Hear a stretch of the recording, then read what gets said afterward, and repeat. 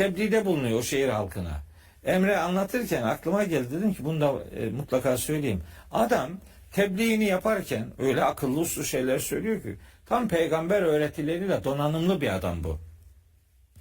Anlatıyor millete, anlatırken o kadar nefis bir üslup takınıyor ki hiç ötekileştirmiyor. Kur'an tebliğin de nasıl yapılması lazım geldiğini bu arada öğretiyor mesela. Adam diyor ki ve maliye la a'budullezî fatarani ve ileyhi turca, 22. ayet. Bana ne oluyor da beni yoktan var eden Allah'a neden kulluk etmeyecekmişim ki? Kendisi üzerinden karşısına tebliğ etmek en etkili tebliğdir. Bunu burada öğreniyoruz. Adama sen Allah'a kulluk etmiyorsun, sen sapıksın, kafirsin, facisin, yoldan çıktın diye kazanma ihtimalin olan adamı ebediyen kaybedersin. Kendi üzerinden tebliğ yapmak Yasin suresinin 20 ila 27. ayetindeki muhteşem ifade nezaket örneklerinden bir tanesidir. Mesela şimdi ben onu anlatmak isterim diğer ayetleri ama diğer söyleyeceklerime vakit kalmayacak diye korkuyorum. Geçiyorum. أنا اسمي نور فهد محمد عبد الوكائل نازح من الشقب. شوفوا احنا ساكنين شوفوا احنا نعاني من الجوع.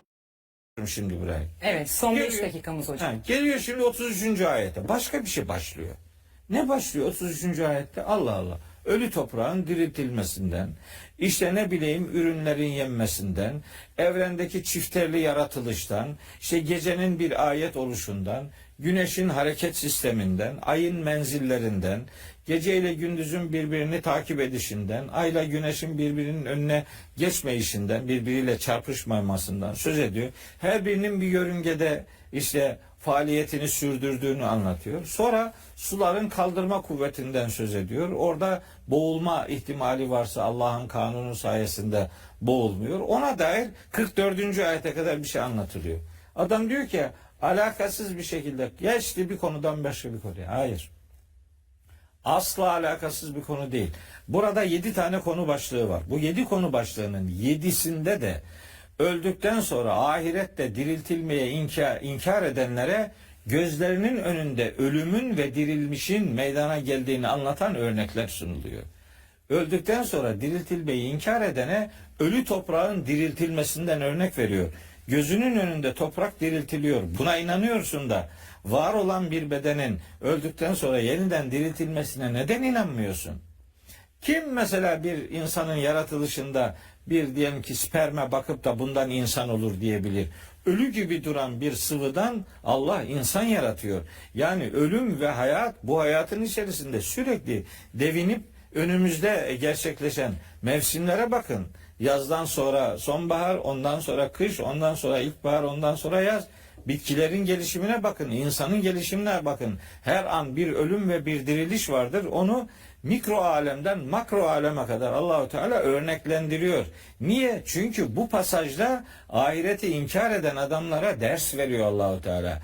Öldükten sonra mahşerde diriltilmenin gerçekleşeceğini hayat pratiklerinden örneklendiriyor.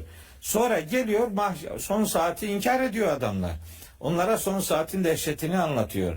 Ahireti inkar ediyor. Sonra ahirette yaşanacakları anlatıyor. Sonra bütün bunların Peygamberimiz üzerinden Kur'an'ın misyonuna sözü getiriyor ve Allah'ın kudretini inkar edenlere Yasin suresinin son pasajında yaratılmaya dair 5 tane muhteşem cevap veriyor. Yani 83 ayetlik surenin içinde belki 20'ye yakın konuya temas ediyor ama her birinde verkaç sistemi kullanarak asıl mesajı Kur'an'ın kıymetine ve öldükten sonra diriltilmenin gerçekliğine dair vurgulamalarla ele alıyor. Konudan konuya geçince alakasız konulardan konulara geçmiyor.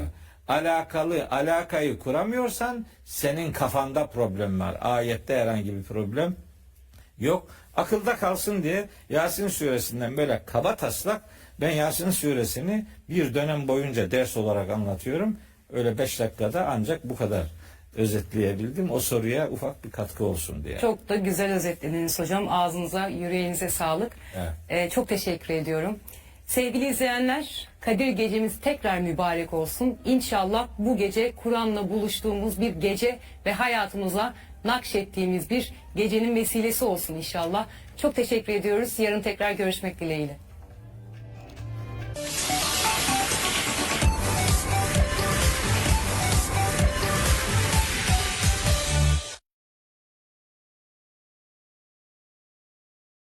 Want real-time project updates without another status meeting?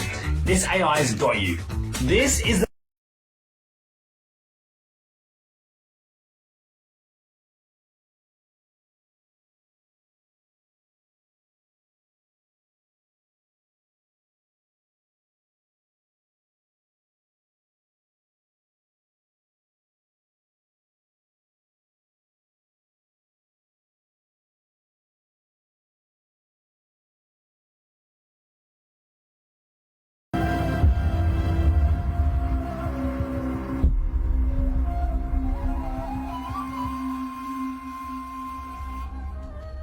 Aklımdaki Sorular Ramazan programımızdan herkese hayırlı akşamlar sevgili izleyenler. Ramazan ayı boyunca TV8 ekranlarından evlerinize konuk olmaya devam ediyoruz.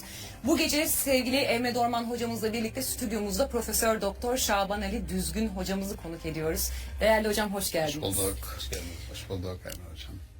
İsterseniz vaktimizi iyi kullanmak adına hemen başlayalım. Hay hay. Adem'e isimlerin, İbrahim'e kelimelerin öğretilmesi ne demek hocam? Büyük mesele. Büyük mesele.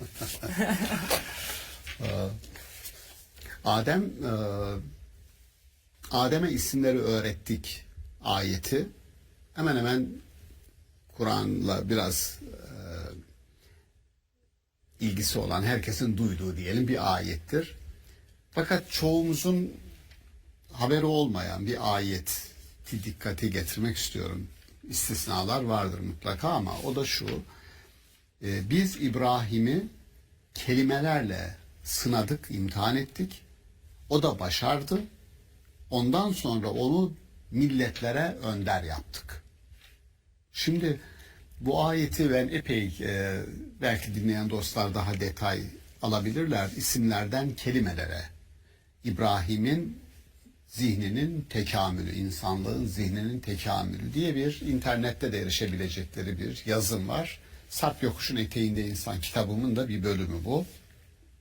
Belki bir 10 yıl olmuştur yazdığım ama çok dikkatimi çekti şuradan. Bir, kelime ne? Onu kelime olunca Adem'in isimleri. Adem'e isimleri öğrettik. İsim ne? Kelime ne? Ama başka bir şey daha var burada. İsimden bahsettiği yerde diyor ki mesela biz Adem'i reşit yani rüşt sahibi görmedik. Azimli, kararlı görmedik. Adem'i biraz eleştiriyor Kur'an-ı Kerim. İbrahim'e gelince İbrahim peygamberi de nasıl bir sınava tabi tuttuysa kelimelerle sınadık diyor. Onu başardıktan sonra da onu milletlere önder yaptık diyor. Şimdi demek ki kelimeler aynı zamanda bir önderlik vasfına sahip kılıyor insanı eğer kelimelere hakimiyetin varsa. Şimdi bunu merak ettim baktım. Acaba buradan kasıt ne? Örnek benim çalıştığım Maturidi diyor ki buradaki imtihandan, İbrahim'in imtihanından kasıt bir, Nemrud'un ateşi imtihan edildi, sınandı ve o ateşte yanmadan kalktı, terk etti buraları, gitti. Bir, ateşle imtihan edildi, kurtuldu. İki, çocuğunu boğazlamakla, kurban etmek gibi büyük bir olayla sınandı ve oradan da çocuğunu kurban etmeden oradan da bir şekilde kurtuldu ve sınavı verdi. İkincisi.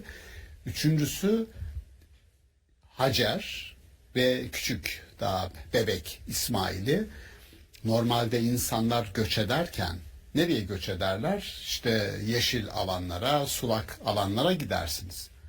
Göç ediyor İbrahim, çocukları alıyor, eşini ve çocuğunu götürüyor. Çölün ortasına bırakıyor, su yok. Yani kendi kafasına göre götürmüyor bunu. Anlaşılan yine bir talep var. Yine bir talep var ve bu talep çölün ortasına götürüp de eşini ve çocuğunu bırakıyor ve dönüyor. Bu hep peygamberler tarihinde, doğuda ve batıda yazılan peygamberler tarihinde İbrahim kıssasıyla ilgili en acı noktadır. İbrahim burada hep eleştirilir. Denir ki bir insan nasıl olur da çocuğunu ve karısını götürür suyun olmadığı bir çölün ortasına bırakır ve döner. Ölecekler yani bunlar susuzluktan.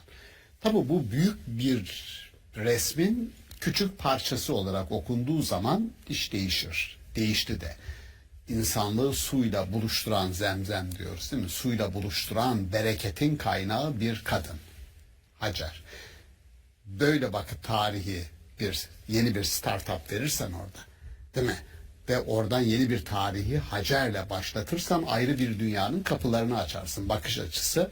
Ya da öbür türlü dersin ki ya insan götürür de karısını ve çocuğunu çölün ortasına bırakır mı, İbrahim sen ne yaptın falan dersen Başka bir başka bir bakış açısı olur. Ben diğerindeyim. Yani İbrahim'in orada kendi kafasına göre, çünkü olmaz yani. Tarihin akışında bazı böyle olağanüstü olaylar vardır. Onların kişilerin kendi inisiyatiflerinden kaynaklanmadığını düşünenlerdenim. Öyle görünüyor ama öyle değil. Örnek, Musa'nın annesi çocuğu bir sepete koyuyor, gidiyor Nil nehrine bırakıyor. Allah aşkına bir kadın timsahların, yılanların, çıyanların olduğu bir nehre çocuğu sepete koyup da bırakır mı yani? Anlaşılıyor ki orada başka bir büyük planın, büyük resmin küçücük bir parçası var. O kadının sadece inisiyatifi değil yani. Şimdi Maturidi bunları anlatıyor İbrahim'le ilgili.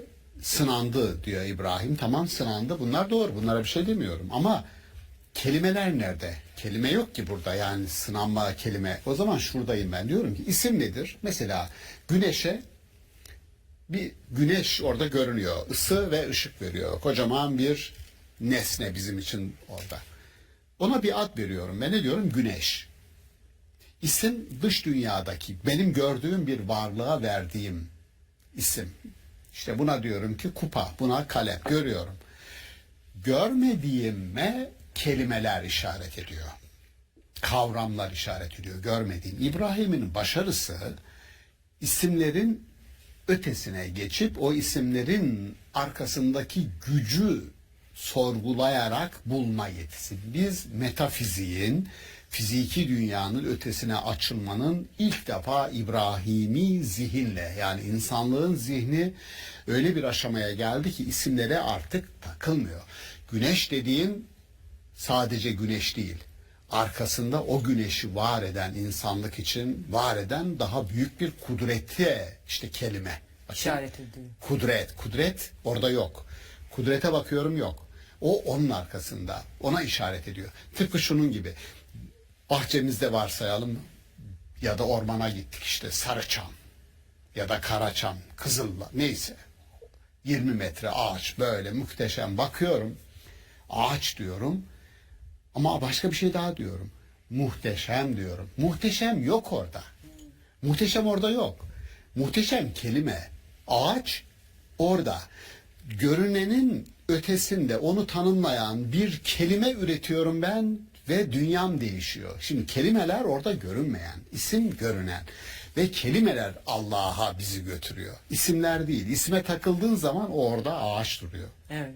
Kelimeye muhteşem dediğin zaman diyorsun ki bu ihtişamın arkasındaki güç ne diye soruyorsun. Aha, orada sorgulamalar başlıyor. Dolayısıyla Adem'in isimleri daha insanlığın başlangıç adımlarını emekliyor daha yavaş. İbrahim'inki belli bir seviyeye gelmiş, ergin, rüşt yaşını almış, reşit olmuş bir insan zihnini temsil ediyor. O zaman isimlere takıldığın zaman hala başlangıçtasın. Kelimelere evrildiğin zaman epey gelişti. Ne kadar çok kelimen var, o kadar çok önder olma yetin var. Ne kadar fiziki dünyayı aşan kavram ürettin, o kadar büyüksün. Şunun gibi düşünün diyorum ben. İnsan sınırlı varlık. Gözüm sınırlı. Yani belli bir uzaklığı görebiliyorum. Doğru mu? Evet. Gözümle. Göremediğim yeri teleskopla bakıyorum. Teleskopla bakıyorum. Bu yüzlerce kilometre. Uzayın derinlikleri, yüzü geç yani. Gezegenler, yıldızlar teleskopla. Gözümün görme sınırlılığını yeni bir alet yarattım. Teleskop. Ve onunla aştım. Ayaklarım sınırlı, roketler, uçaklar geliştirdim. Ayağımın, yürümemin sınırlılığını aştım. Bunu büyütebilirsiniz. İnsanın zihni de sınırlı. Fiziki dünyayı da sınırlı. Gördüğümü değerlendiriyorum. Gördüğümle ilgili konuşuyorum. Kavram ürettiğim zaman, kelimeler ve kavramlar ürettiğim zaman fiziki dünyanın ötesine geçiyorum. Aynen roketler gibi. aynen teleskoplar gibi. Kavram, ne kadar çok kavram dünyam var benim büyük, o zaman o kadar kavrama imkanım ve yetim var. Ama sonuç şu, eğer bu kelimelere, bu kavramlara hakimiyetin varsa öndersin. Aksi takdirde etba, yani milletin peşine takılırsın, lokomotif gibi gidersin. Önder olamazsın. Önder olamazsın. Şimdi ya vagon olursun, lokomotif olamazsın, öyle diyelim. Şimdi burada verilmek istenen mesaja bir örnek daha vereyim. Şunu vermeye çalışıyorum. İnsanlık Adem'den başladı. İbrahim'le belli bir aşamaya geldi. İsimlerden kelimelere geldi ve o aşama, o evrim, o tekamül hala devam ediyor. İnsanlık gittikçe iyiye doğru gidiyor. Şu anda geldiğimiz dünya, soyut dünya. Şöyle düşünün. Yani insanlığın 100.000 yılda kazandığı, geliştirdiği, gösterdiği gelişimi, tekamülü 10 yılda gösteriyorsun şimdi. Evet. Yani inanılmaz bir hızla gelişiyor. Yani büyük bir aşamaya geldin. O aşama Katlanarak büyümeye. çok kısa sürede katlanıyor. Yani ne kadar büyük bir teknolojin var, daha büyük bir teknolojiyi daha fazla, daha az bir zamanda sana getiriyor. Böyle bir durum var. Bir örnek kutsal kitaplardan vereyim. Mesela Tevrat ya da Yahudilerde Allah'ın ismini anmayacaksın, ağzına almayacaksın. 10 emirden bir tanesidir. Niye? Çünkü Allah'ın ismini aldığı zaman onlar şöyle kabul ederler. Bunu Karen Armstrong, Tanrı'nın Tarihi kitabında anlatıyor. Diyor ki İsrailoğulları Mısır'dayken şuna şahit olurlardı diyor. Mısır'ın yerlileri bizim gazetelerde bulmacada çıkardı ya, hala çıkar. Mısır'da Tanrı, Ra.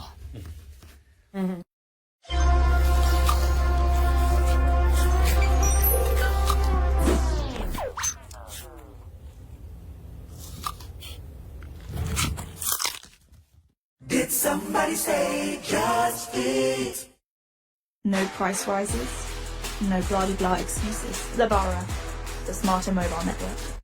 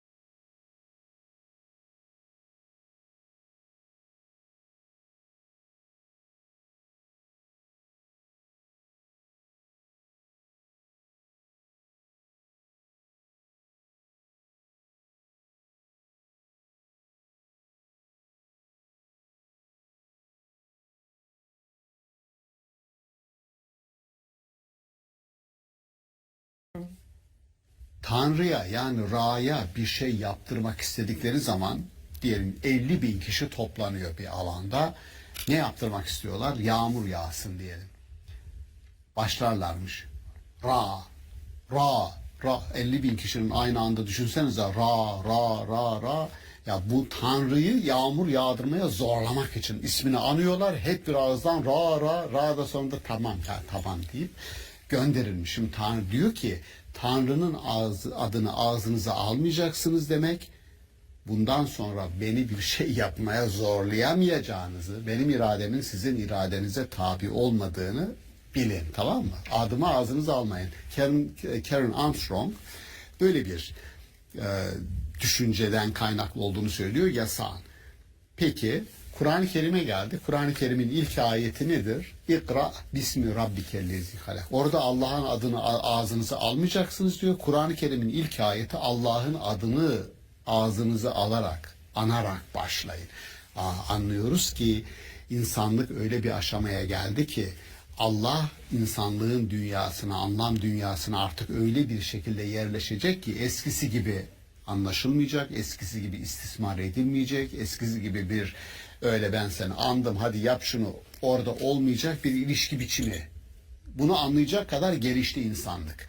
Onun için makaledeki o takip eden başlık isimlerden kelimelere insanın zihinsel tekamülü. Biz hala zihinsel olarak tekamül ediyoruz, evrim geçiriyoruz. Evrim kelimesi bizim literatürümüzde biraz sıkıntı yaratıyor vatandaşlarımızın bir kısmında. Onun için ona ben tekamül diyorum. O tekamülü hala biz geliştiriyoruz.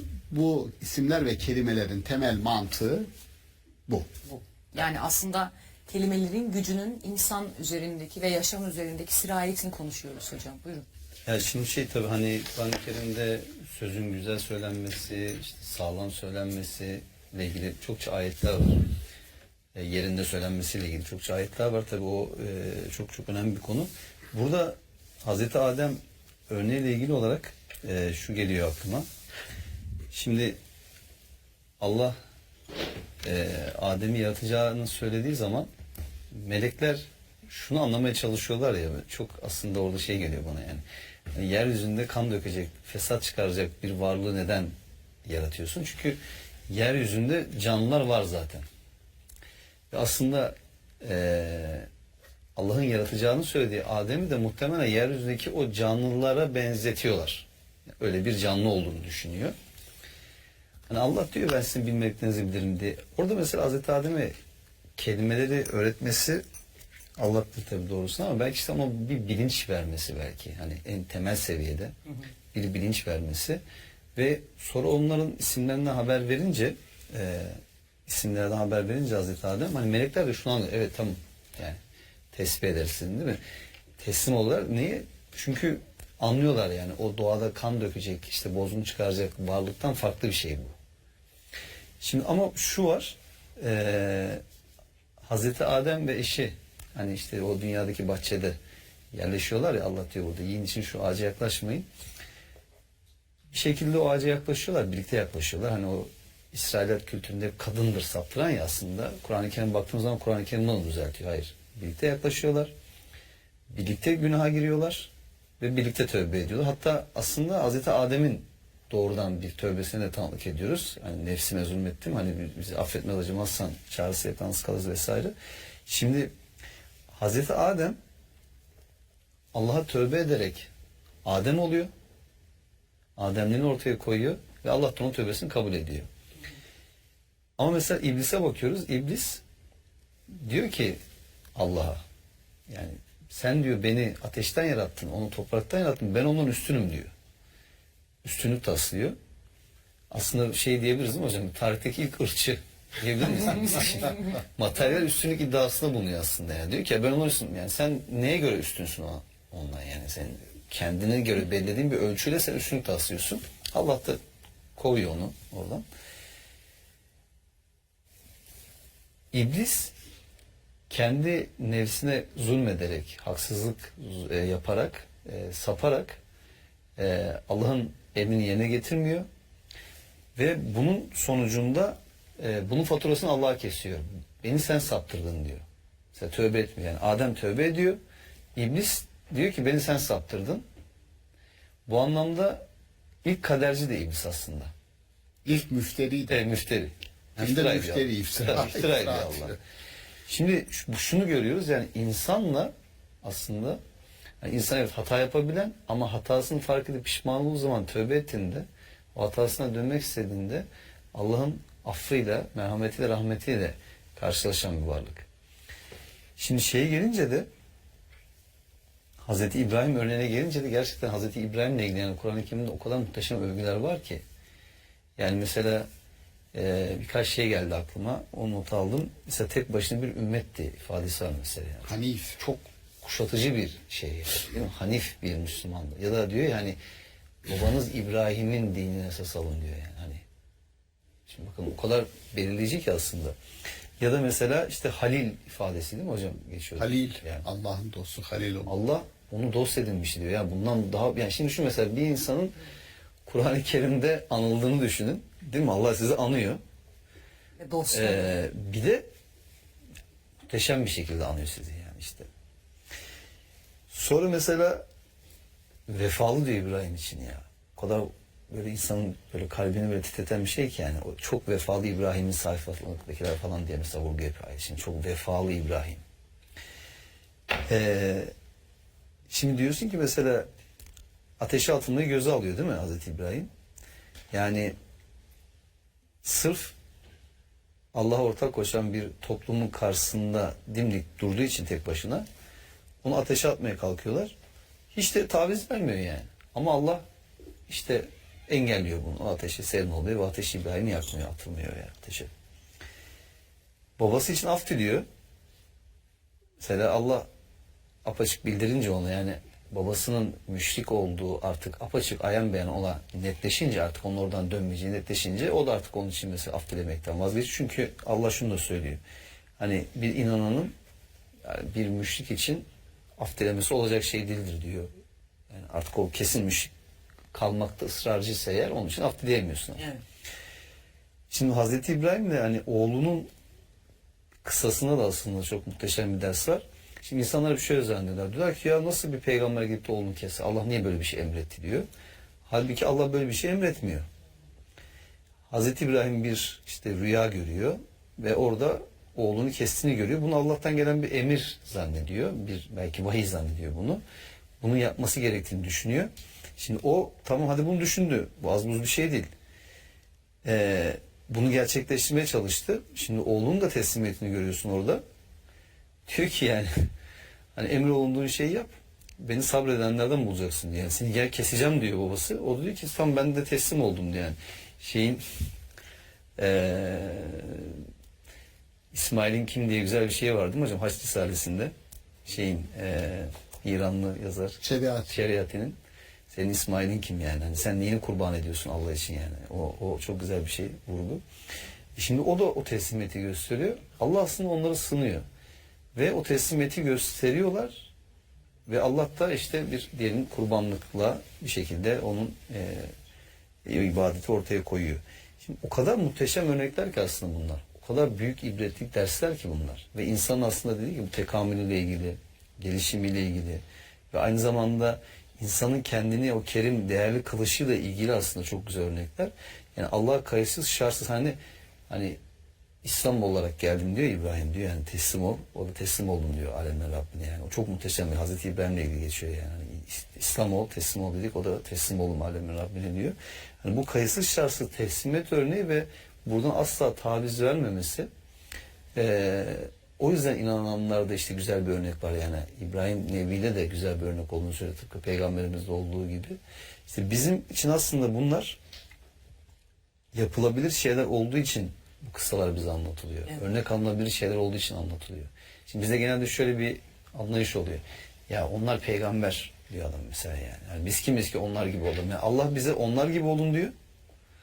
Biz kimiz ki onlar gibi olalım. Biz de diyoruz ki ya yok estağfurullah, biz kimiz ki onlar gibi olalım. Tam tersi aslında. Onların yaptığı şeyler yapılabilir şeyler olduğu için bize örnek olarak gösteriliyor ve o kıssalardan ders çıkarmamız, ibret almamız isteniyor. O yüzden İnsan peygamber gönderdik demesinin sebebi o. Yani. Yoksa melek gönderirdik. Yani insan peygamber insanlara örnek olabilecek biri olduğu için ve o bir insan olarak yapıp ettikleri arkadan gelenler tarafından tekrar edilebilir ve daha da peygamberin kendi döneminde yapma fırsatı bulamadığı, ona şöyle diyelim, kuluçkaya yatırılmış fikirler. Onlara ben tohum fikirler diyorum. Tohum fikirler, kuluçka fikirler peygamberler tarafından getiriliyor. Ve onlar insanlıkla buluşturuluyor, kuluçkaya yatırılıyor. Onların bir kısmı peygamberler döneminde yavrusunu veriyor, ürününü veriyor. İnsanlar onu görüyor, nasipleniyor. Bir kısmı sonra, onun vakti çok daha büyük fikirler. Örnek, insanların eşitliği diyelim. Kölenin, cariyenin olmadığı, herkesin karnının doyduğu. Buna hangi peygamber itiraz eder? Tam tersi. Yani bütün peygamberlerin davası, bütün insanların eşitliği. Adil bir sistemin herkes için çalışır hale gelmesi. Refah, mutluluk.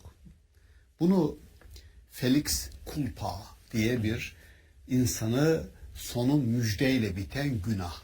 Peygamberler içinde, peygamberler günahkardır. Nasıl günahkardır? Öyle günah işlerler ki o insanlık için sonu müjdelidir. Felix, müjde demek, kulpa, günah. İnsan, evet, peygamberler en büyük günahkarlardır. Ben de katılıyorum. Ne gibi? mevcut toplumsal düzenin, işleyen o adaletsiz düzenin çarkına çomak sokarak en büyük günahı işliyor. Diyorum Allah razı olsun. Sen günah işlediğin için, mevcut adamlar için, sistem için en büyük günahkar, hukuken en büyük suçlu kim? Peygamberler. Peygamberler. Onun için diyor ki işte o Firavun hanedanlığından olup da iman eden ama imanını gizleyen kişi dedi ki size birisi gelip bir peygamber, onu ben genelliyorum, bir peygamber diyor ama herhangi biri size gelip de Allah'a inanın, iyilik yapın, güzelliklerde bulunun dediği zaman niye diyor hemen adamı susturmaya çalışıyorsunuz, boğmaya çalışıyorsunuz? Bırakın konuşsun.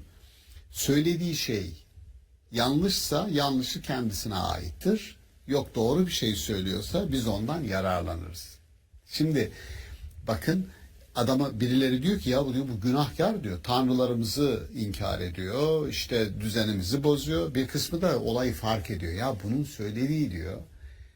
Aslında güzel bir şey söylüyor diyor. Ya bunu Felix Culpa adını vermişler. Onun için peygamberlerin büyük bir kısmı Maturidi'yi işaret ediyor. Büyük bir kısmı diyor davasını savunurken öldü.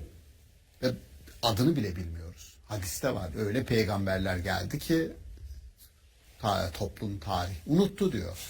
Öyle peygamberler geldi ki hala hafızamızda hatıraları yad ediliyor. Biliyoruz kitapları vesaire. Aradaki fark nedir diyor. İkisi de aynı mesajı getirdi. İkisi de aynı mesajı getirdi. Ne o mesaj? Allah'a inanın. Bu şu demek yani dünyayı sadece fiziki dünyadan ibaret saymayın. Dünyanızı küçültmeyin. Allah'a inanın demek büyük bir evren. Ne ait hissedin kendinizi anlam evrenine daha büyük. Ve bunun ötesi var. Büyüyün yani. 2, ahlaklı olun ya.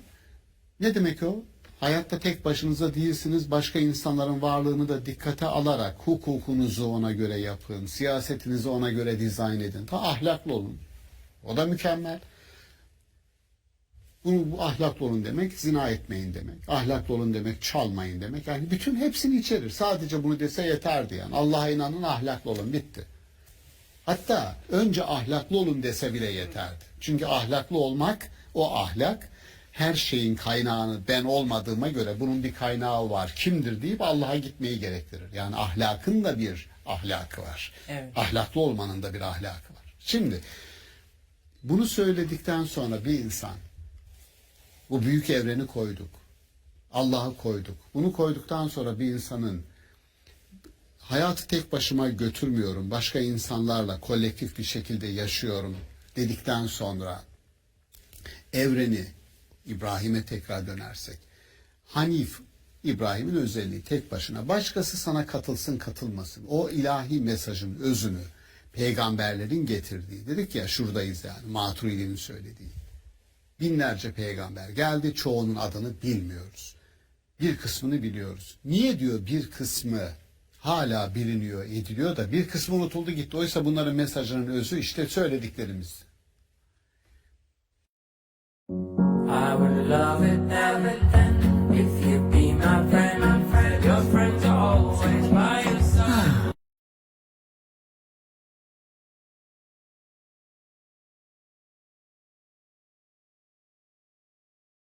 Diyor ki peygamberlerin bir kısmının destekçileri oldu. O hakikati desteklediler ve birlikte büyüttüler kolektivite.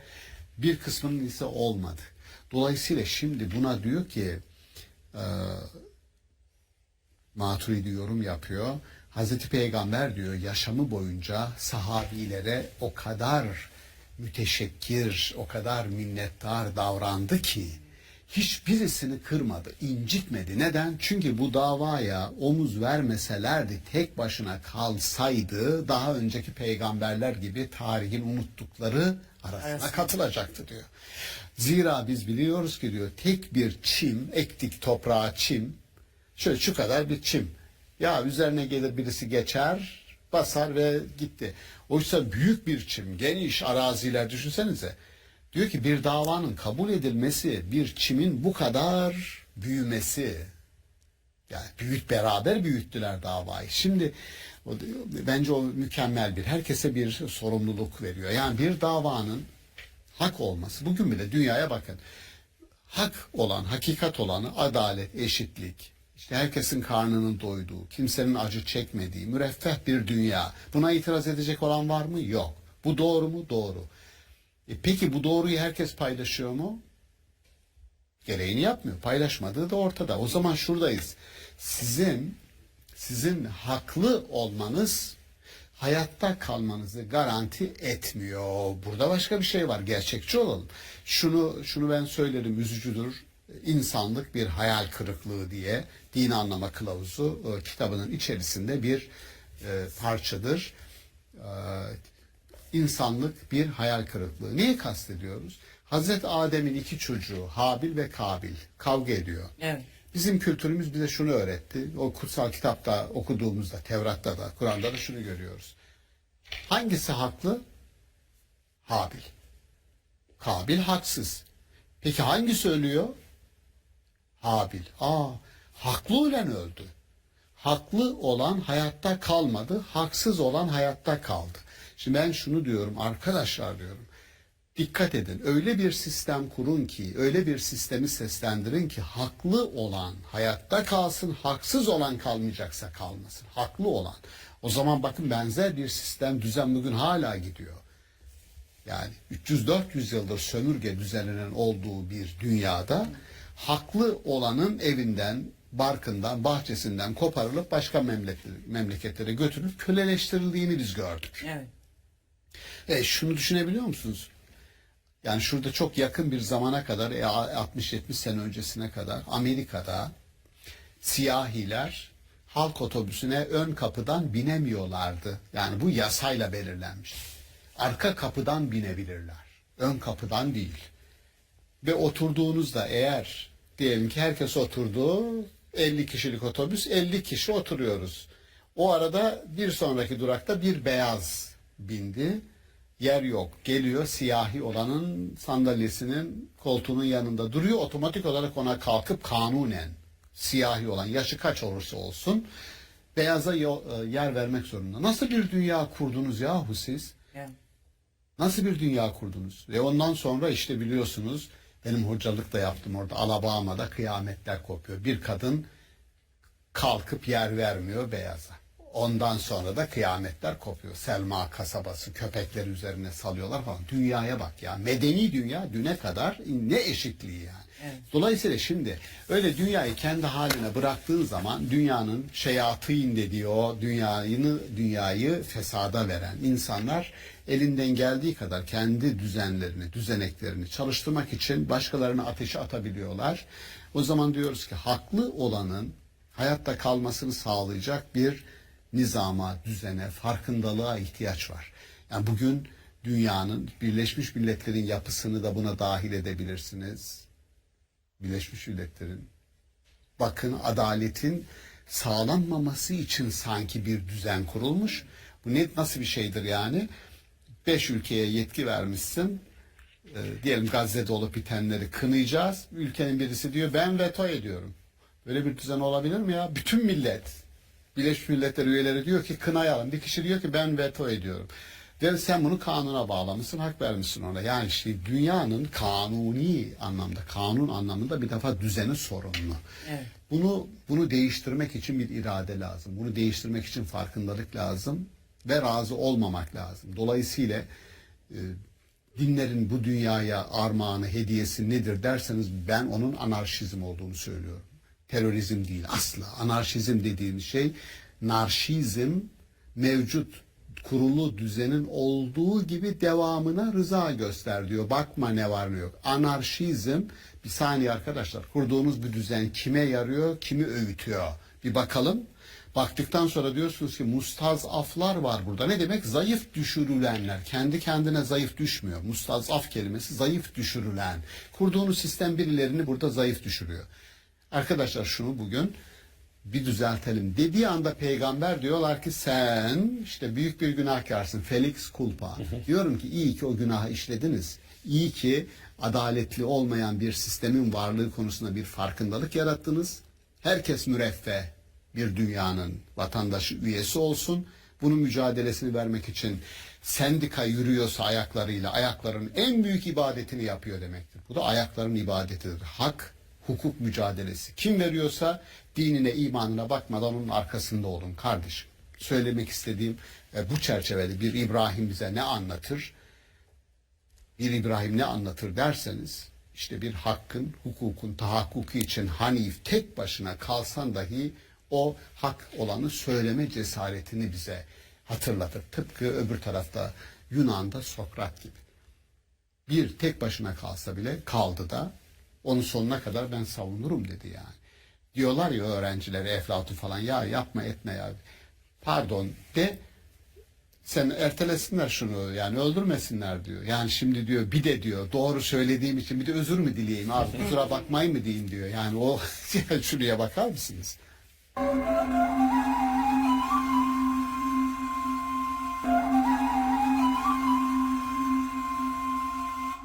Söylemek istediğim bu çerçevede bir İbrahim bize ne anlatır?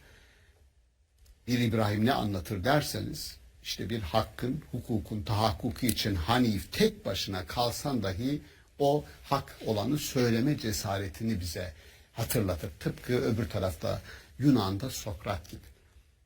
Bir tek başına kalsa bile kaldı da onun sonuna kadar ben savunurum dedi yani.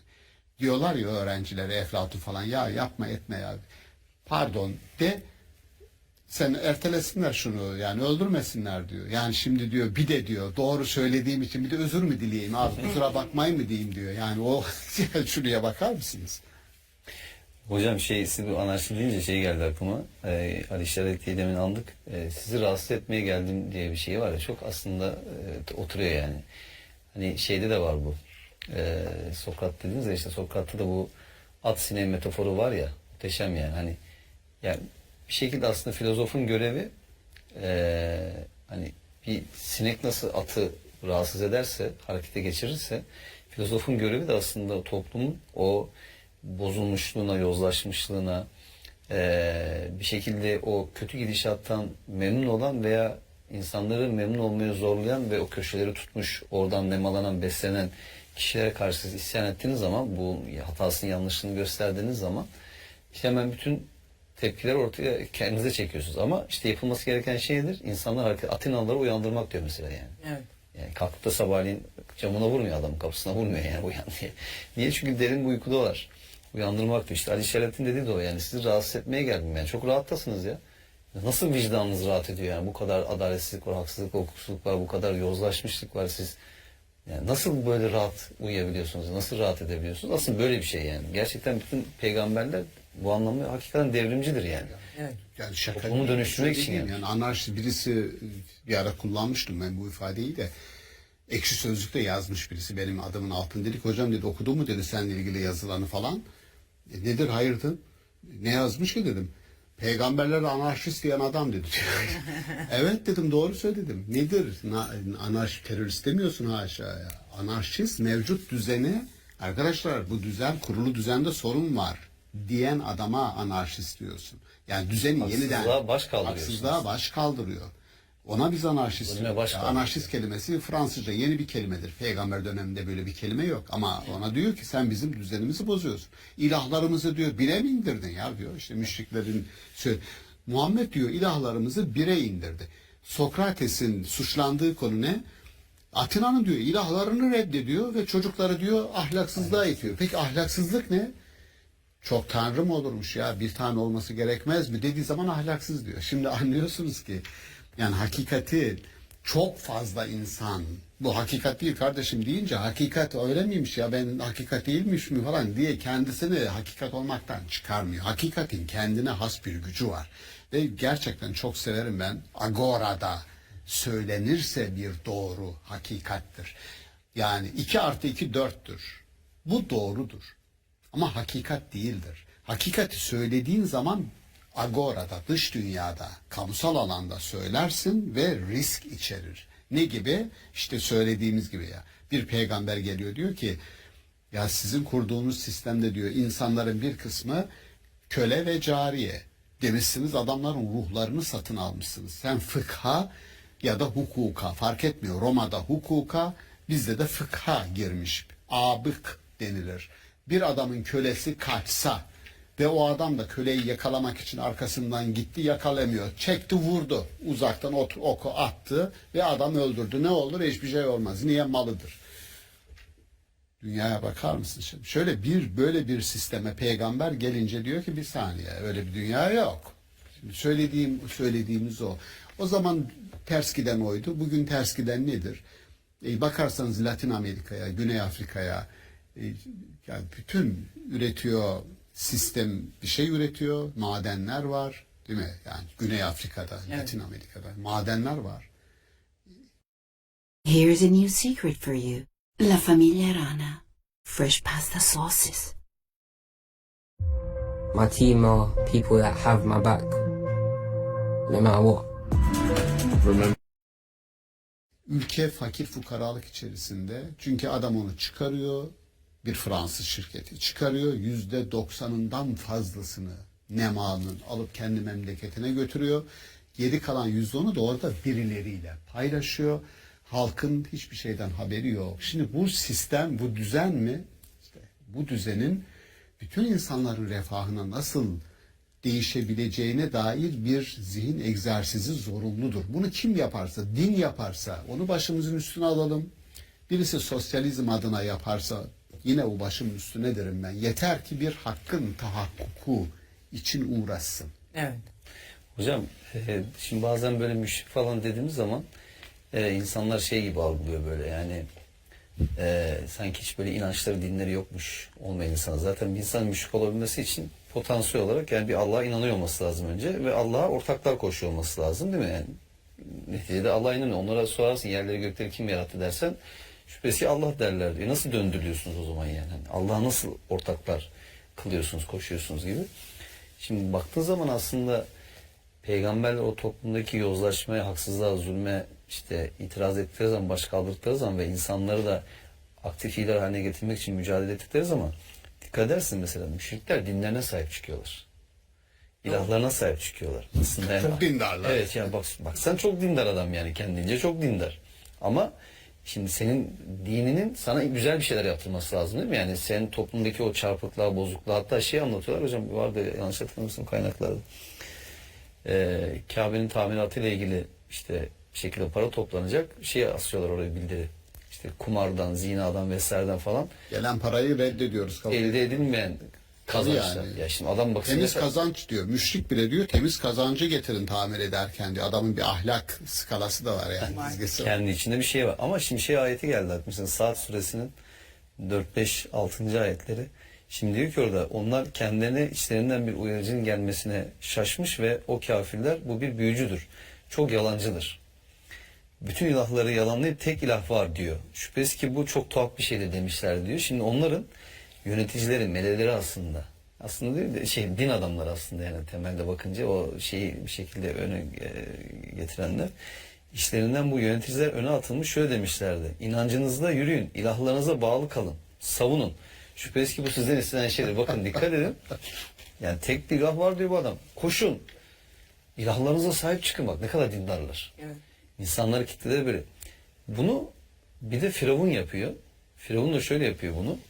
Firavun diyor ki ben diyor bu Musa'nın sizin dininizi bozmasından, değiştirmesinden korkuyorum diyor. Yani Firavun'a baksan o kadar milletin dini imanı düşünüyor ki milleti aç susuz bırakmış. Bir yandan da sanki onun dinini düşünüyormuş gibi kendi ilahlığını iddia etmiş. Yani o kadar iyi niyetli ki aslında ben diyor yani Musa'yla bir derdim yok da Musa sizin dininizi bozacak, değiştirecek. Yani üzerinde bulunduğunuz yolu değiştirecek, bozacak. Dolayısıyla hani bundan dolayı ben Musa'ya karşı çıkıyorum gibi hava oluşturuyor. Şimdi yani bir yerde bir çarpıklık varsa mutlaka o çarpıklıktan beslenenler var. Evet. Onlar itiraz ediyorlar. Hatta mesela değil mi, peygamberimize de tarih kaynaklarda görüyoruz. Yani peygamberimize de teklif ediyorlar. İşte yöneticilik teklif ediyorlar. Gel ne istiyorsun sana? Yönetimse yönetim. Makamsa makam. Malsa mal. Ne istiyorsun yani? Verelim. Yeter ki bu davandan vazgeç. Evet. Hani bir şey vardır. Klasik. Hani işte sağ elime güneşi, sol elime ayı verseniz ben bundan vazgeçmem dediği aktarılıyor mesela. Şimdi dolayısıyla bir de iyi olanları ve iyiliğe teşvik edenleri de kendi taraflarına çekmeye çalışıyorlar. Gel beraber yiyelim tamam hani. Ama yeter ki bizim işte arı kovanına çomak sokmayın. Sen kalkıp da şimdi niye diyorsun? Ya bu ilahlar bizim ticaret kaynağımız yani. Şimdi adam orada 360 tane put koymuş. Dediniz hocam hani kendisi tapınmıyor ama sağdan soldan millet geliyor tapınıyor. Gelirken de hediyeler getiriyor. Değil mi? Yani bir şekilde orada ticaret yapıyor. Kalkıp alışveriş yapıyor. Bir ekonomisi var bunun yani. Kendi içinde bir ekonomisi dönüyor. Şimdi dolayısıyla adam böyle bir şey bırakmak ister mi? İstemez. İstemiyor. İstemediği için de işte peygamberler de oradaki o hataları, çarpıklığı, bozukluğu, zulmü dillendirdikleri için mesela şöyle düşünelim. Şimdi kendisine peygamberlik gelmeden önceki onların içinden çıkmış olan arkadaşınız değil mi Muhammed ile kendisine peygamberlik geldikten sonraki Hazreti Muhammed arasında baktığımız zaman teknik olarak ne fark var? Bir fark yok. Öncesinde de zaten erdemli bir insan, öncesinde de aranan bir insan, güvenilen bir insan. Sonra ne oluyor? Onların derdi peygamberimize değil ki. Onların derdi hakikat de, Allah'ın ayetleri de onların derdi var. Yani o aslında peygamberimize de saldırıyorlar ama onun kişiliğiyle bir dertleri yok yani. Onun söylediğiyle getirdiğiyle hatta peygamberimizi şeye çekmeye çalışıyorlar. Uzlaşmaya çalışıyorlar yani hani. Hani gel bu ilahlara da tapalım. Tamam hani senin dediklerini yapalım bizim dediklerimiz de olsun gibi değil mi? Oraya çekmeye çalışıyorlar peygamberimiz. Dolayısıyla onların derdi hakikatle. Mesela diyor ya hani yaygara çıkartın Kur'an okunduğu zaman. Yani ses çıkartın, yaygara çıkartın ki onun sesini bastırın yani. Susturun Kur'an'ın sesini. Şimdi neden bunu yapıyor? Çünkü işine gelmiyor hakikat. Hakikat işine gelmediği için de onu ortadan kaldırmaya çalışıyor. Yani onu gölgelemeye çalışıyor. Evet. Bir şekilde örtmeye çalışıyor. Karanlığa sürüklemeye çalışıyor. O kelimeler sevgili İbrahim'in kelimeleri aslında bütün peygamberlerin silahları.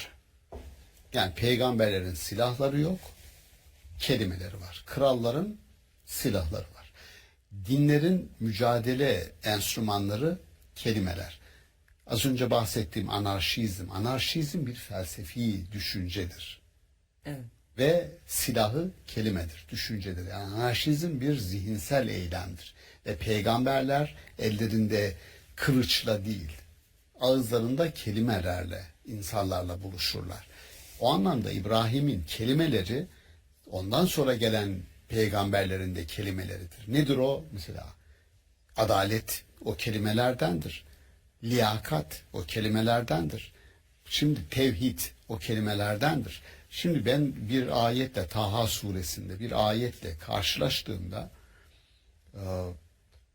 tarih felsefesi açısından yani tarihin akışını değiştiren olaylar, yönünü değiştiren olaylar, diakron denilen o olaylarda o anlatım dedim burada inanılmaz bir mesaj var. Müthiş bir şey. O da şu Taha suresinde anlatılıyor. İsrailoğulları Mısır'dan çıktığında hepimizin bildiği hikaye. Mısır'dan çıkıyorlar. Başlarında Hazreti Musa var. Yanında işte kardeşi Harun var vesaire. Sonra Musa Tur-i Sina'ya bir süreliğine çıkıyor ve Harun'u başlarında bırakıyor. Geri geldiğinde bu adamlar bir buzağa tapmaya başlıyorlar. Yani deniyor ki Mısır'dan Musa ile beraber çıkan insanlarla o buzağa tapan insanlar aynı insanlardı. Bu korkunç bir şey. Bu böyle bir özgürleşme, peygamberle bir önderle beraber o trajediden kurtulan, Firavun'un ölümüne şahitlik eden tamam büyük bir olay yaşamış adamlar çok geçmeden buzağa tapıyorlar. İnsan bu yani. Çiğ süt emmiş dedikleri tam o. 40 gün değil mi hocam? 40 gün. Musa tabii şoka giriyor. Ya diyor siz lan bu nasıl oldu? Kim yaptı? Musa'nın sakalına yapışıyor. Harun. Harun. Nedir ya bu durum diyor. Ben yapmadım diyor. Onu diyor şu Samiri Taha suresinde adı geçiyor. İncil'de de Samaritan. Yani İncil geleneğinde Samaritan hikayesi çok büyük yere sahiptir. Kur'an'da da geçiyor. Samiri yaptı diyor. O da işte ma hatbuke ya Samiri senin derdin neydi ya? Ne yaptın sen ya? Niye bu adamlara Samiri İsrailoğullarından değil deniyor. Çıkarken onlarla beraber çıkan birisi. Kıpti deniyor. Yani yerli birisi. Peki ne yaptın da? Adam bir şey söylüyor Samiri. İşte orası tarih felsefesi açısından beni ürküttü yani. Dedi ki elçinin getirdiği mesajın içinden bir şeyi aldım, çektim ve dedi sistem çöktü dedi. Senin adamların seninle Mısır'dan beraber çıkan o adamlar onu çekince içinden dedi oldular putperest dedi. Bir şeyi kabza ifadesini kullanıyor. Bir şeyi oradan aldım ve sistemi çökerttim dedi. Ya şimdi soru diyorum ki bir sistemin, diyelim Hazreti Peygamber bir sistem getirdi. Din içerisinde tevhidi var, adalet var, her şey. Bu kelimeler yani. Ne çekersek bu sistem çöker. Merakımdan baktım ya ayette mesela Fahrettin Razi ne diyor ya bu adam neyi çekti de bu sistem çöktü? Fahrettin Razi diyor ki tevhidi çekti de çöktü. Ben de diyorum bugün bizi çökerten nedir? Bugün hangi kelime bizim yaşamımızda, kolektif yaşamımızda eksikse bizi çökerten o. Konuştuğum salonlarda soruyorum. Diyorum arkadaşlar sizce bugün bizim ülkemizde yahut bu coğrafyada yahut dünyada eksik olan nedir ki? İnsanlar birbirini yer, insanlar mutlu değil. Ya bir şey eksik. Bir yemek yapıyorsun, masaya getiriyorsun, diyorsun, ya bunda bir şey eksik diyorsun.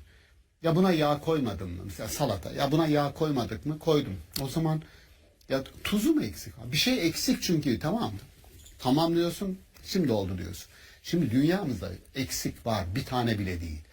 Arkadaşlar diyorum, sizce ne eksik?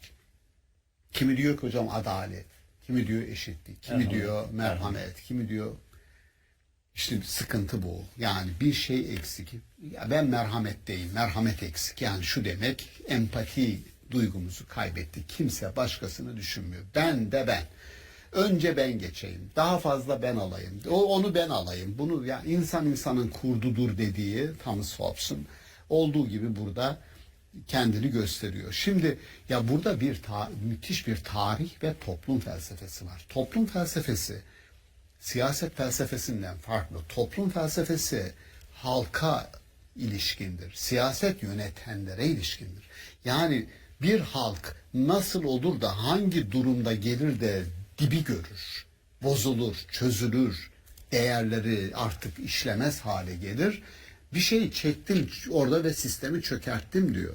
Dolayısıyla onu yerine koymak gibi bir farkındalık ve görevimiz var. Onun gibi işte diyorum ya ben merhametimizi kaybettik diyorum. Merhamet, merhamet, merhamet. Birisi der ki hocam adalet duygumuzu kaybettik. Adalet, adalet, adalet. Ama ortada bir sıkıntı olduğunu görüyoruz. O eksik nedir? Hazreti Peygamber'in geçer ya bir ev gibidir der peygamberlerin kurduğu bina. Ev bir tuğla yeri boştu. Ben geldim orayı tamamladım. Sonra zaman içerisinde doğuş dönemindeki İslam dini ile devletleştikten sonraki İslam dini arasında inanılmaz bir makas, açıklık var. Devlet dini olduktan sonra, kurumsallaştıktan sonra din haklardan çok sorumluluklar demeye başladı. Oysa Hazreti Peygamber başladığında Mekke döneminde haklar, haklar, haklar diyordu. Haklarımız var. Özgürlük hakkı, ibadet hakkı, kul hakkı. Sonra yavaş yavaş devletleşince Emeviler vesaire biz bir devlet diliyle konuşmaya başladık. Şu anda da o sorumluluk vurgusunun hak vurgusunu öldürdüğünü düşünüyorum. Yani bir nereden düştük, nerede kaybettik derseniz o kelimelere, yine ben hep İbrahim'in o kelimelerindeyim. O kelimelerin hangisi bizim dünyamızda eksik? Kendi yaşamımda hangisi eksik? Ailemde hangisi eksik? İş yerimde hangisi eksik? Bu soruyu sorduğumuz zaman çok zorlanmadan o eksiğin ne olduğunu kendini göstereceğini tahmin ediyorum. Evet, yani aslında eksiği bulurken hocam aynı zamanda da kelimelerin anlamlarının içlerini boşaltmaya başladık ya. O manaları tekrar hatırlamak, o kelimelerin anlamlarıyla, güzellikleriyle buluşarak önce bir neyin eksik olduğunu kavramadan önce o kelimeleri doldurup ondan sonra asıl neye özlem duyduğumuzu bulmak da bir yöntem olabilir mi? Hocam insan insanın kurdudur dediniz ya. Hobbes sizin kitaplarda geçiyordu galiba. İnsan insanın yurdudur. Yanlış hatırlamıyorsam. Biraz gönlün büyüdüğü zaman artık onu demeye başlıyorsun. Tam olması gereken aslında. Yani devam et lütfen Emre hocam ama Varoşçular derler. İnsan insanın cehennemidir. Dostoyevski diyor ki cehennem insanın gönlünde başkasına yer olmadığında ancak işte senin gönlün cehenneme döner. Dolayısıyla insan insanın yurdudur. İnsan insanın cehennemidir. Niye diyorsun? Cennetidir de. Aynen. Cenneti insanda bul yani. Ben de tam oraya getirdim. Özellikle Yani yaklaşalım. insan aslında cenneti olmalıdır. Cehennemi değil. İnsanın cenneti nerede olacak? Bu dünyada olacak tabii ki. Yani zaten cennette, ahirette cenneti verecek olan Allah. İnsan orada bir ihtiyaç yok ama sen burada bu cenneti yeşertmen, var etmen lazım. Şimdi tabii şöyle, bütün bu olumsuzlukları, kötülükleri yapan evet insan maalesef ki. Ama en nihayetinde elimizde de insandan başka bir sermaye yok. Yani iyileştirecek olan da insan.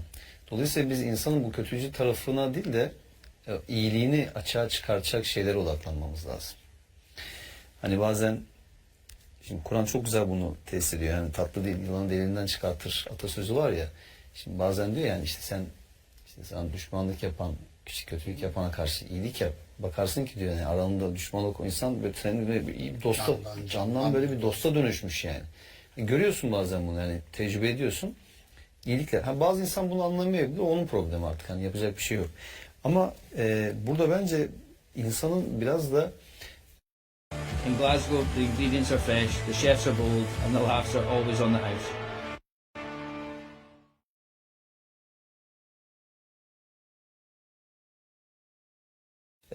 hani Kur'an'ın hedeflediği insan ve Kur'an'ın hedeflediği toplum başlıkları konuşuyoruz ya. Yani nasıl bir insan hedefliyor? O yüzden insanın sürekli olarak kendisini ve imanını Kur'an'a arz etmesi. Yani Kur'an'dan ben nasıl onay alıyorum? Ve hangi noktalarda onay almıyorum? Onay aldığım noktalarımı nasıl iyileştirebilirim? Onay almadığım noktalarımı nasıl geliştirebilirim? Yani sürekli olarak aslında Kur'an-ı Kerim'de böyle yaşayan böyle bir organik ilişki kurmak lazım. Evet. Çünkü o rehber, o yol gösterici. İşte Hazreti Peygamber de onun en güzel örneği, en nihayetinde onun hayatında örnek alıyoruz. Kur'an'ın bize tanıttığı Hazreti Peygamber'i. Yani bu açıdan düşündüğümüzde insanın Allah'ın onda yaratmış olduğu o fıtrata yaklaştığı oranda iyileşebileceği, kendisini iyileştirdiği oranda da başkasına da iyi gelebileceği, başkasına da şifa olabileceği gerçeğini de ıskalamamak lazım. Evet. Ve bunun için çok insana da ihtiyaç yok. Hani işte bir avuç insan diyoruz ya hocam konuşuyoruz arada. Hani az sayıda bir avuç insan da olsa Allah dilerse onların etkilerini artırabilir. Etki alanını genişletebilir. Ya da en azından biz Allah'ın bize vermiş olduğu bu işte ömür sermayesini Allah'ı razı edecek bir hayat yaşamış olarak tamamlarız. Ve onun huzuruna geldiğimiz zaman en azından onun karşısına durabilecek bir yüzümüz olur. Ona karşı mahcup olmayız. İnşallah. Evet, en nihayetinde o yüzden hani insanın aslında o iyi tarafını açığa çıkaracak, onu iyiliğe teşvik edecek, onu anlamda aktif hale getirecek yönlerini, taraflarını aslında burada belki parlatmak yani önemli olur. Beslemesi lazım. Yani insanın bir durup düşünmesi lazım. Şeyde şöyle denir, ben derslerimde arkadaşlara hep söylerim. Laboratuvarda nasıl bir bakteriyi görmek için mikroskoba ihtiyaç varsa, yani mikroskobik bir varlık ve mikroskobu tuttuğun zaman ya da merceği tuttuğun zaman onu görüyorsun, gözünde büyüyor orada. Kavramlar böyledir. Ne kadar çok kavramınız varsa o kadar çok kavrama imkanınız var. Ne kadar çok kelimeniz varsa o kadar kelimeyle kelam etme ve kavrama, kapsama imkanınız var. Bir medeniyetin de ne kadar çok kelimesi varsa o kadar başka medeniyetlere nüfuz etme imkanı var. Yani burada İbrahim'in kelimelerle millette önderlik etmesi bir çok ciddi mesaj içeriyor. Önderlik bugün kelimelere, kavramlara hakimiyettedir. Hak edeceksin. Öyle silahla, gidersin silahla bir yere 300 sene gidersin, 500 sene gidersin, sonra seni gönderirler. Ama kelimelerle gidersen, kavramlarla gidersen, bir zihin dünyasıyla gidersen, bir metafizikle, soft bir güçle gidersen bu seni önder yapar. Evet. O topraklarda olmasan da öndersindir. Bir coğrafi önderlik değil, bir toprak önderliği. Toprak ağasından bahsetmiyoruz. Dinler ya da işte çok etkin coğrafyalar, toprak ağalığı yapmıyor adam. Yani bir zihin dünyasına önderlik yapıyor. Evet. Kelimeler böyle bir dünyadır. Dolayısıyla o mesajı çok iyi anlamak ve kelimeler ve kavramlar dünyasını birer mercek olarak, dış dünyayı bize açan, büyüten merceklerimiz olarak düşünmemiz lazım. Onu öneriyorum. Lütfen kavram dünyanızı, kelimeler dünyanızı büyütün. Evet. Büyütün. Hocam bu sözlü olarak da şey geldi aklıma da, işte Lokman Suresi'nden hani seslerinin çirkini bu eşeklerin sesidir vurgusu var. Orada aslında çok güzel böyle ince bir hatırlatma yapıyor. Yani burada sesin yüksekliğine değil de sözün yüksekliğine bir hatırlatma var. Yani sen yükselteceksen sözünü yükselt. Hatta şey var mesela, hani Nebi'nin yanında diyor ya, peygamberin yanında seslerini yükseltenler var ya diye, mesela Allah uyarıyor onları. Evet. Yani yükseltmeyin. Sesiniz Nebi'nin sesini bastırmasın. Yükseltmeyin. Çünkü o söylemiyor yani. Düşünün o kadar hani insanlara karşı kibar bağıra çağır konuşuyorlar, ya da Hucurat Suresi değil mi? Uzaktan odaların dışından çağıranlar diyor mesela. Bağıra çağır. Ya şimdi özel hayatı var, aile hayatı var. Ne bileyim, belki dinleniyor, belki ibadette, belki toplumsal sorunlarla ilgili düşünceler üretmeye, fikirler üretmeye çalışıyor, çözüm üretmeye çalışıyor. Yani zırt pırt sizin her ihtiyacınızı karşılayamaz yani böyle bir. Hatta özel konuşmayla ilgili mesela diyor ya, özel konuşmanızı sadaka verin diyor mesela. Şimdi herkes peygamberle özel konuşuyor. Şaban hocam biliyor işte yani. Şimdi onun Ankara İlahiyat'taki odası dergah gibi maşallah, gelen giden bitmiyor. Ama dergah değil. Siyasetçisinden öğrencisine kadar herkes gelip gidiyor yani, akademisyeninden şeyine kadar. Şimdi o hoca sürekli, yani kendisi şahit yani. Yani herkesin bir sıkıntısı var, derdi var, bir sorusu var, sorunu var, telefonla arayan, mektup yazan, mail atan. Yani şimdi düşün ki yani insan olarak neler yaşanabiliyor. Şimdi peygamberse tabii herkes seninle görüşmek istiyor. Herkes bir şekilde senin yanında okuyup bunda olmak istiyor. Allah bununla ilgili düzenleme getiriyor insana. Yani sözle ilgili, sözün söylenmesiyle ilgili. Şimdi bu şeyle ilgili de, bozgunculukla ilgili de Bakara Suresinin bu 11-12. ayetleri aklıma geldi. Orada diyor ki onlara yeryüzünde bozgunculuk çıkarmayın, yani bir fesat çıkarmayın dendiği zaman biz ancak ıslah edicileriz derler diyor. Dikkat edin, onlar bozguncuların ta kendileri, fakat farkına varmazlar diyor. Şimdi bunca örnek verdik ya, hani İslamların bir kısmı yani diyorsun ki ya, bozgunculuk çıkarma, fitne fesat peşinde koşma. Adam, biz ıslah edicileriz ya, biz iyilikten başka bir şey istemiyoruz diye adam yani. Adam şimdi Irak'a giriyorum, niye giriyorsun? Ben diyor oraya özgürlük götürüyorum. Demokrasi götüreceğim. Buyurun, demokrasi Bana götürüyorum. kaldı sen kaldın. 1 milyon insanın hayatına mal olan bir yalan, bir iftira. Burada kitle imha silahları var. Ya şuna çok seviniyorum. Şimdi onların bulundum, gördüm, şahit oldum yani. Amerika'daki o adam diyor ki sen müfterisin diyor. Evet. Yani çıkıyor protesto diyor. Senin yüzünden şu oldu, şu oldu, şu oldu. Diyorum yani hiç değilse dünyada o rezilliği, evet, yalancılığın azıcık bir kısmını tadıyorsun yani, o rezilliği, yalancılığı. Peygamberleri İbrahim'le ilgili diyor ki ya Rabbi diyor, bizi yüksek sadakat sözcüleri olarak anılmamızı sağla diyor. Aman Allah'ım dedim ya, yüksek sadakat sözcüsü. Ya bizden sonra gelenler desinler ki ya bunlar ne sadık, ne dürüst insanlardı. Böyle anılalım ya Rabbi. Şimdi bir de dünyanın altın üstüne getirenler var. Nasıl anacağız? Bunlar sahtekardı. Bunlar yalan uydurarak bir milletin altın üstüne getirenlerdi. Bunlar fitne fesat tohumlarını bu coğrafyaya ekenlerdi yani. Orta Doğu coğrafyasını düşününüz işte. Bütün İslam dünyasının eli sürekli içerisinde fitne fesat karıştırıyorsun. Ama ben şuradayım, sonsuz olarak bunu söyleyeyim. Diyor ki وَلَا يَدُرَّنَّكُمْ مَنْ ضَلَّ اِنْ اِهْتَدَيْتُمْ. Siz doğru yolu tuttuğunuz sürece hiçbir komplocunun zararı size zarar veremez. Planı size zarar. Şimdi şunu demek istemiyorum. İslam dünyası çok mükemmel giderken adamlar soktular ellerini ve karıştırdılar. Hayır, siz karıştırılacak bir kıvama gelmişsiniz. Zaten o da karıştırıyor. Onun için kendinize döneceğiz. Aleyküm enfüseküm. Siz kendinize bakın. Hiçbir komplocu size zarar veremez. Siz doğru yolu tuttuğunuz sürece. O doğru yolu tutan insanlar, önderler, peygamberler, düşünürler, büyük insanlar, zihinler önümüzü aydınlattılar, sağ olsunlar. Neyin ne olduğunu şu anda farkındayız.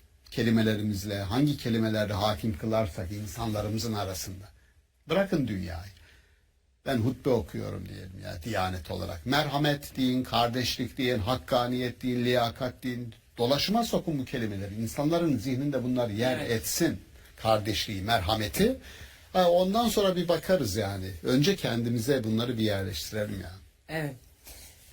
Emre Hocam çok teşekkür ediyorum. Var mı eklemek Biz istediğiniz teşekkür son bir şey? ederiz. Yok yani şöyle diye tamamlayabiliriz belki. Hakikaten kötülük ve kötü insan olmak zor bir şey, kolay bir şey değil. İyi insan olmak isteyen için de Allah'ın desteği, apaçık yardımı şüphesiz. O yüzden hani öyle veya böyle bir şekilde bu hayatı tamamlayacağız. Bir ömür yaşayacağız ve bir gün öleceğiz. Ve en azından bu hayatı onurlu ve omurgalı yaşamayı tercih ederek, insani ve İslami değerleri de gözeterek tamamlamak burada esas olan şey. Hepimizin dediğim gibi hataları, kusurları oluyor. Ama önemli olan işte onları tekrar etmemek üzere bir irade ortaya koyabilmek ve Allah razı edecek bir hayatı sürdürebilmek. Evet. İnşallah. Çok teşekkür ediyorum. Rica ederim. Ağzınıza Yani sağlık. son bir şey. Buyurun. Bir gün, Buyurun hocam. Ahlakın soy kütüğünden bahsederken soy kütük, Nietzsche diyor ki soy kütük dediğim şey mücadeledir. Yani hiçbir şey kendi kendine gelip önünüze hazır gelmiyor. Bir mücadele ve farkındalık gerekir ki sonunda hak ettiğimiz bir sonuçla övünelim ve gurur duyalım. O soy kütüğü, mücadeleyi unutmamak lazım. Evet, çok teşekkür ediyorum. Ben de şunu eklemiş olayım. Bizi izleyen genç arkadaşlarımız muhakkak vardır. Dilimize sahip çıkalım. Dilimiz ne kadar zengin, zihnimiz o kadar zengin. Dilimiz ne kadar zengin, yaşam o kadar zengin. Dolayısıyla o kısaltmaları kullanmayalım. O kısaltmalar çok tehlikeli. Çok teşekkür ediyorum değerli hocalarım. Sevgili izleyenler, biz ayrılan sürenin sonuna geldik. Yarın tekrar görüşmek dileğiyle.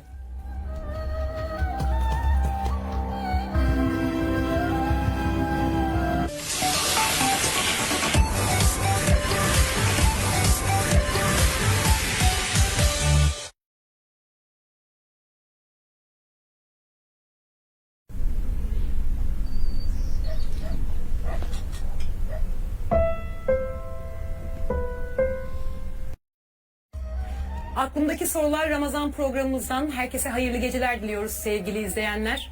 Ramazan ayı boyunca her gece sevgili Emre Dorman hocamızla birlikte stüdyomuzda değerli akademisyen hocalarımızı konuk etmeye devam ediyoruz. Bu gece de Profesör Doktor Mehmet Okuyan hocamız bizlerle birlikte olacak ve Kur'an'a göre özgür irade ve kader konusunu konuşacağız. Değerli hocam hoş geldiniz. Hoş bulduk. Teşekkür ederim. Sağ Hoş olun. geldiniz hocam. Teşekkür ederim Emre'ciğim. Sağ olun. Dilerseniz hemen başlayalım hocam. Kur'an'a göre öncelikle kader nedir, ne değildir? Bu meseleyi bir konuşalım.